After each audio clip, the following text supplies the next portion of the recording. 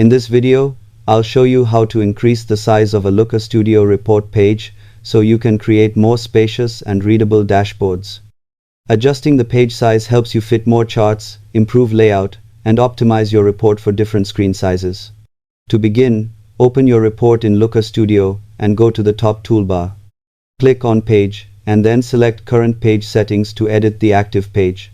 Next, look at the right side panel and switch to the Style tab, where visual settings are controlled. In this section, find the Canvas Size option, which defines the page dimensions.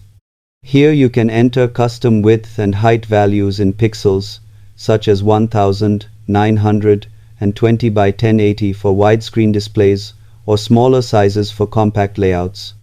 As you update the values, the canvas will resize instantly, giving you more space to arrange your elements.